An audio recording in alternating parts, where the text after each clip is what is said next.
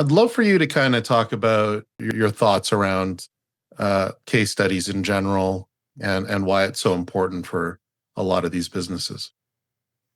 Yeah, I think the biggest thing is that these are hugely powerful sales enablement tools. And a lot of the times, customers are sitting on great stories, like a gold mine, even of stories, and they're just not being told. And so I think, when it comes to case studies, there are so many benefits. We can kind of get into those. But really, it's just the fact that social proof holds so much more credibility than, a company kind of tooting its own horn. And I think that, when we really leverage the voices of our customers, we can make incredible things happen, both for ourselves and for the customer too. Can you maybe talk a little bit about why companies don't like why they're just sitting on these, like the gold mine that you're talking about? Yeah, I think one of the biggest things is sort of the perceived difficulty of getting these done. Um, And that being said, there is a fair bit that goes into creating case studies, but it's not something that's impossible by any means.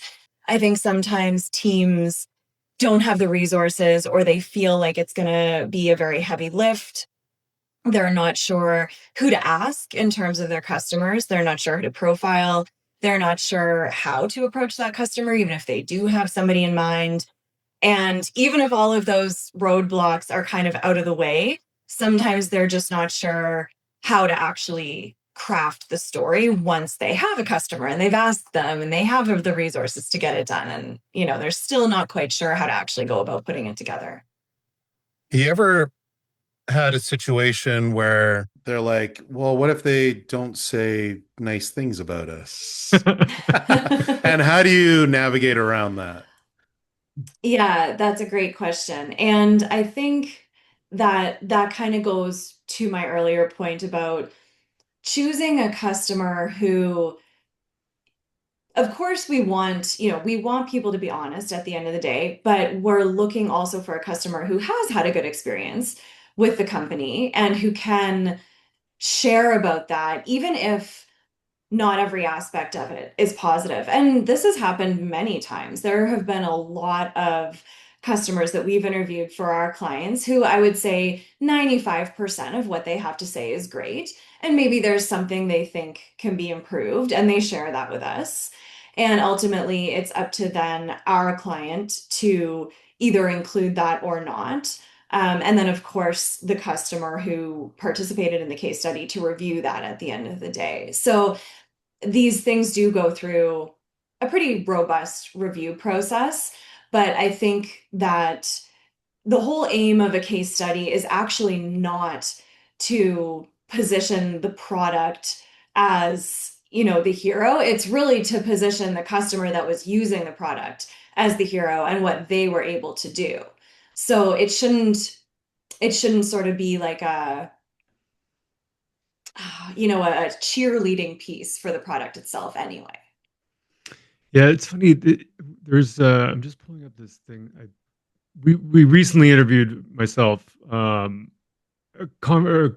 had a conversation about the emotional jobs to be done, and so there's people from the LinkedIn, the B2B LinkedIn's B2B Institute, Mimi and Jan, who published this great new report. But they uncovered that oftentimes most of the buying decision is not about the features and benefits. It's actually not the most important thing. The most important thing is that they feel like the buying group feels like they can defend a decision, and that their the buying process was easy. That they knew that there would be downsides, but they felt they could be managed. So it's like all these emotional things that aren't actually about the product, like the features, benefits, the widget, all that kind of stuff. And so when you highlight the customer, or the in this case, it makes me feel like it's such an important component of your whole marketing mix, because it gives people that experiential version of what it's like to work for that company, and it's beyond the product features and benefits. Do you know what I mean? Like, do you find that like there's value in that? Very much so. So for an example, we do write most of our case studies for technology companies, but this example I'm about to share, it's actually for a service business. And so we were writing this story, we interviewed their customer and they were explaining to us about how everything had gone. And even though there were some hiccups in how the actual service was delivered, the thing that the customer who was speaking about our client was emphasizing was really like they listened to us. They didn't Yeah. try to sweep it under the rug. They responded promptly. They understood our concerns. And so even though there were hiccups, it didn't even matter because it was about exactly what you said, all of those emotional things. And those things about the way that a company treats its customers, sometimes it's hard to bring those through on something like a product or service page, and you really do Mm. need a story to be able to bring Yeah. those to light. Yeah, it's interesting. Hey, like, when you think about case studies, it's mostly about marketing purposes, selling and marketing, basically. But you mentioned if there's hiccups within, your service or your product, that actually gives your, I guess, product team, in the case of a B2B SaaS product, for instance, an opportunity to take that insight that you're getting from these case studies and maybe iterate the product or, come up with a new, I guess, sprint or whatever in terms of how they're going to iterate this product. So I think there's a lot about case studies that do more than just the marketing and selling component of it, of that whole piece, but also in terms of how you're actually running your company, which is awesome. And even from a customer success or customer service standpoint, um, getting a better understanding of, what keeps your customers up at night, how you may have helped them sleep that night with a solution that you've solved for them is super interesting too. Can we talk a bit about, when you think about case studies, like give us like a cheat sheet. Like what's the format of a case study? Like how do you go about getting the case study, putting it together? What do people want to hear about and so on and so forth? Yeah, absolutely. So I'll quickly go through just some of the things I mentioned earlier are, obviously choosing the right customer, being thoughtful about the ask. It's not only a favor to you, it's also a genuine chance for the customer to share their own success story. And it really is going to be about them. It's not about sort of, like I said, cheerleading your own product. It's really about like, how did they overcome an obstacle and achieve success? And so typically, people do like to tell those stories. Of course, part of that is also being very clear about where and how it's going to be used, just so that there are, no surprises. And if the customer does, we've had this happen, if the customer does indicate that they're okay to participate in the story, but they want that to be anonymous, just getting all of that out of the way up front so that you don't have to kind of go back after and make major changes. So I would say once kind of that um, initial phase is out of the way. And I wouldn't sort of skim past that. I put a lot of thought into who is the right customer. Are they comfortable with where and when this is going to be published? Because you really want this to be an asset you can get a lot of bandwidth out of for everybody involved. And then moving on to actually writing it, of course, you want a strong content brief in place that really outlines the goals for the piece and what success looks like on the end side of it so that you can look back and ensure it's meeting that criteria. And then a great interview, right? So you really want to, sit down with the customer. It's typically for about an hour. And of course, again, making sure that, this works in their schedule and just being appreciative of the fact that they're taking the time to do this and just walk through the story, right? And so, of course, that involves sending them the questions in advance so that they're prepared, but walking through really where they were before they engaged with the company, whether it's a service based or product based, where they were before and what challenges they were experiencing. And I wouldn't skim over this either. I think that this is where when someone else is reading the case study in the future, for instance, a potential client is reading it in the future, that's where they're going to see themselves, is typically in the struggle that the person was facing before they engaged with the solution. And so you really want to paint the picture of that. And again, it's not to do it in a way to say this customer was helpless before they engaged with this product. It's nothing like that, but it's just to really show, like you mentioned, Derek, keeping them up at night, right? So what were those things that were keeping them up at night before they had this solution? And then it's not jumping. A lot of people will jump right to the solution after that. And so what I like to do is take a little bit of time and actually focus on the discovery and implementation. So they had this challenge. Well, how did they start kind of trying to solve it? Who were they looking for? Maybe they evaluated several other providers. And that's actually really important to include because it gives a chance to understand what it was about the chosen solution that actually caused them to end up going with that. And that's something that we really can't know unless we ask, right? And so sometimes a marketer might think it's something about their product that would make people choose it, but you can get some really interesting information if you ask those questions. Then I think the implementation is big, especially when we're looking at something like a SaaS product. We're looking at, how is the onboarding? Is it user friendly? Like, how was adoption? Is it high adoption within the company, or are only a couple of people using it? We do want to know all of those things. And so that's all before we even get to talking about the solution itself. And then, of course, we do want to talk about the solution. We want to understand what products or services they purchased. We want to understand who's using them and how. And then, of course, we want to talk about the results. And that is, what outcomes did it help them achieve? And again, it's positioning it not as this product is so amazing, it'll do X, Y, Z for you, but it's as the customer was able to transform these elements of their business. And so again, really heroing the customer as always. And you can include some things at the end about potential expansion of the product if there are any plans for that as well.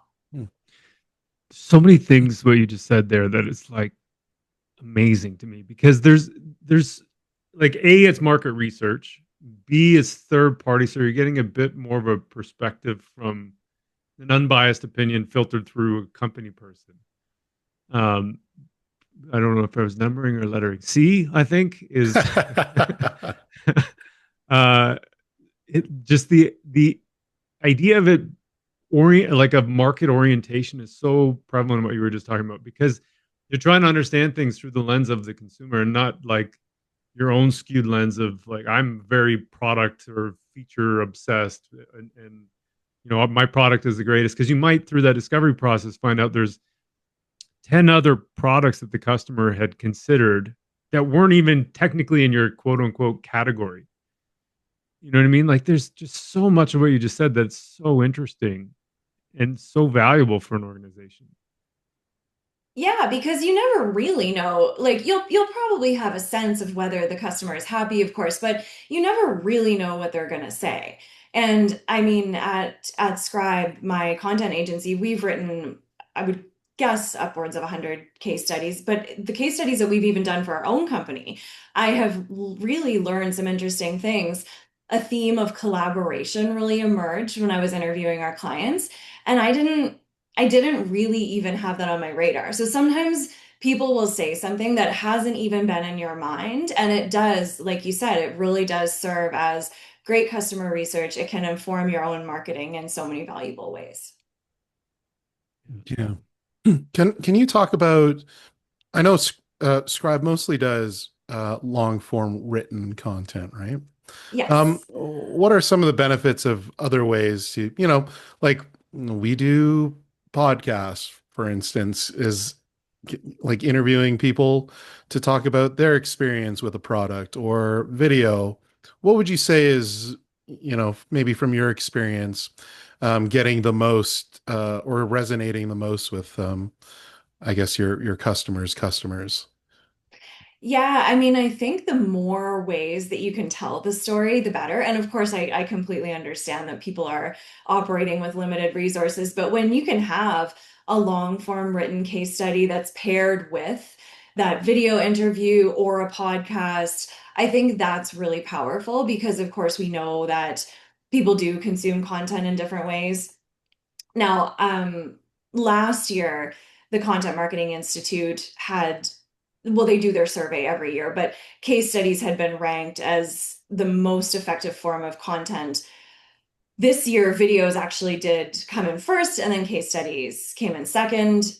And this is all long form B2B content, like specific. Mhm. So, yeah, I really agree, Derek. I think that having a mix of ways that people can engage with something.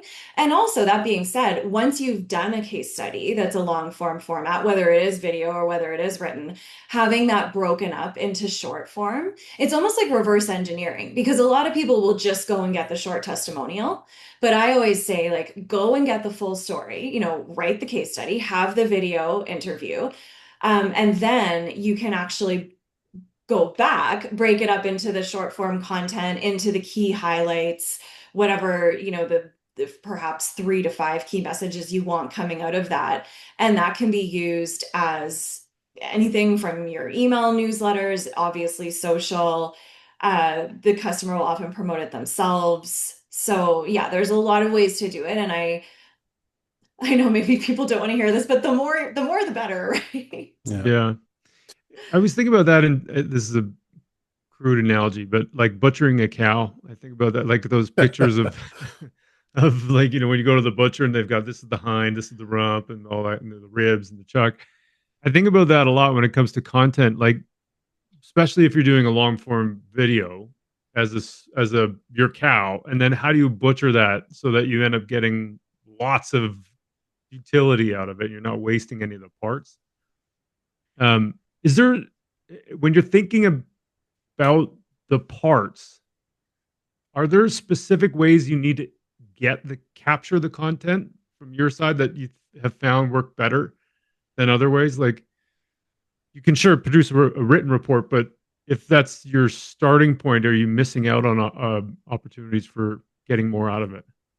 Well, you'll always have, so depending on how you go about it, if you're doing your interview, I would say like 9 out of 10 of our case study interviews are done on Zoom. And so it would just be a matter of kind of that upfront logistical phase that I described and speaking with the customer about, hey, we're going to hop on Zoom today, but in an ideal world, that actually isn't just going to be for the written case study. Are you okay with this being a Right, recording? Just checking with them. Some right. some clients will actually have a videographer fly in and do the shoot in person. And like we've partnered with people that have done that in the past where we're writing it and they're having someone come in and really do something that's produced on a big scale. I don't think you have to do that. Having something where you record the Zoom interview and you either use the video or the audio, at least that Yeah, gets you to the point where you're starting to transcript. play. Yeah, you're starting to play in the space of having the multiple asset formats. But the biggest thing is just to make sure the person that's being interviewed is aware and comfortable with that. And then in terms of the different sections we were kind of talking about, like if you're splicing into short form, maybe you do want a few snippets where they're speaking about a particularly tough pain point that they were dealing with. Maybe you want that aha moment where they decided that they were going to choose this particular provider over another. And then, of course, you probably want some things about results and what that enabled them to achieve. So it's almost like you can look at the long form piece and you can base those sections and dig in and see like what were the key talking points that we'd want to pull out. Yeah, So my question is kind of funny because I don't know, I think about this all the time, but when do you know when to reach out to a customer about coming up with a customer story? Like, is it like, let's say it's a subscription client. Is it like a month after they've subscribed to your product just to show like immediate value of your product? Is it like 6 months? Is it like, oh, we've had this client for like 5 years and they're happy. Let's interview them. Like, what, how do you know who to interview and when to interview them? This is such a good question. So I do think it depends on the business, but I think by and large, you want them to have been with you for long enough to have had some results, but because these assets can be updated, I would never say, I mean, unless it was a very unique situation, I would never say, like, wait 5 years, for instance. I think usually after the first year, you can probably reasonably assume that if they've had a good experience, that they've had some outcomes that they've been able to realize from partnering with you. I think that that's generally, and sometimes it might be quicker. Sometimes it might be 6 months. I can't think of many situations where I could see it being in the first month, just because, again, especially for the long form piece, you do want to have uh, just a bit of meat, I suppose, to include in that solution section, right? And so you do kind of want to be able to talk about a more fulsome experience. But yeah, I think perhaps 6 months, perhaps a year, sometimes maybe it would be longer, like 2 years. But the thing to remember is that if someone has had some early wins, you can absolutely do a customer story and you can always go back later. You can go back, the next year and you can say, are there, just in the same way that as content marketers, we're always updating blog posts for optimization, you can go back and update case studies. And that means that the project then becomes a lighter lift for you because you're not doing it from scratch, but maybe there are some awesome new statistics that you want to include. So yeah, I think that's an excellent question of how to know when. And I also think that for larger teams, so for marketers who are collaborating with salespeople and customer success, it's about talking to each other and it's about knowing, like, because, so for instance, you could have a customer who's been with you, has had some amazing wins in the first year, but then maybe month 15, something negative kind of happens. And unless you're speaking to their rep or somebody who's close to them, you might not know that. And so it's just about being in sync internally and understanding like where the customer is in their journey. Maybe they've been with you for a year and they've been using 2 of your 3 products. Then maybe they've just recently expanded into the new product. So then maybe you wait like 3 to 6 more months so you can ask them, why did you decide to come on board for our full product suite? And then that becomes an even more powerful story. So it's about like those little nuances, I think. It occurred to me, when we were talking about prepping for this the other day, that we were talking about the funnel and like planning content around the funnel and whether that's useful or not. But as you were just describing that, the time of when to do these, I was thinking about people's memory tends to decay, whether even the person with the best memory. So I can imagine there being a like sequence, even following customers through the customer journey, where like if onboarding is an issue, it might be really good to do one of these just after their onboarding is complete because all that information is fresh and the detail is going to be much better than if you do it 12 months from now. But then there's the implementation phase, and then there's a use case, a year after the use of the product, and all those moments. There's a opportunity to like create really rich case studies, I think, based on the freshness of the memories having gone through that experience. Absolutely. And I think the only thing to be mindful of is just sort of like how many asks you're Yeah, making of that customer. totally. Like, but I completely agree. I mean, it's absolutely true. Like, not only does the memory decay, but also what we've had happen many times is that we're brought in to do a story, and some of the folks on the team have left, and they Right, can't really explain to us why they chose that solution. right.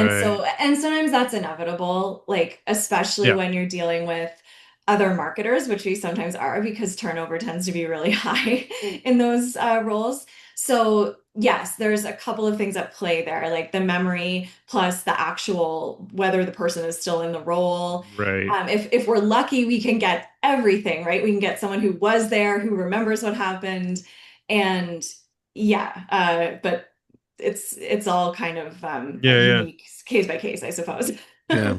Yeah, you both have interesting points about that because I don't know if this has ever been, this is a term I'm just making up, but maybe it's almost like micro case studies, like almost like little check-ins. Of course, depending on the company, let's say account reps or sales, again, depending on the company, might not want you to continuously check in with a customer. But there's something to be said about giving them a voice and even being top of mind, even if they've already signed up for your product, and so on and so forth. So yeah, I think that's an interesting idea, Mark. About but also Afton, you have Afton's idea. I just was trying to articulate, sorry, I think or at I least think I just said your name. Yeah, yeah. but yeah, Afton, great point about you don't want to continuously bother them, especially as if you're just a marketer. Um, so I guess why don't we close this off by giving an audience a bit of a, you did talk about, what is the process, but how do you get started? Like I've dealt with so many companies who's never even reached out to their customers before, right? Aside from, would you like to renew? How do you get started on trying to utilize your customers as your greatest marketing asset, for instance? Yeah, that's a great question. So I think the biggest thing is getting clear internally with any content initiative. I'll preface with any content initiative, getting clear internally of why are we doing this, right? And so typically for most people, it's going to be, well, these are traditionally sort of bottom of funnel sales enablement assets that can really help us close deals. Also, I think there does need to be that aspect of we genuinely want to, as you just said, Derek, give the customers a voice. I think it needs to come from that place too. And so it's okay, why are we doing this? And then it's usually looking at what different use cases do we want to highlight. So it's kind of going through your own lines of business, and maybe you have a product that you'd like to shine a little bit more of a spotlight on, and that you'd really like to tell the stories of some of the customers who are using it. And so it's just sort of being strategic about the fact that, let's say you've got four products. Well, you probably don't want all of your case studies to be with customers who are using just product A. You probably want to, spread out a couple of things. Maybe going back to Mark's point, maybe you do want a story that's really focused on onboarding and the fact that you have awesome onboarding that helps ensure high adoption rates.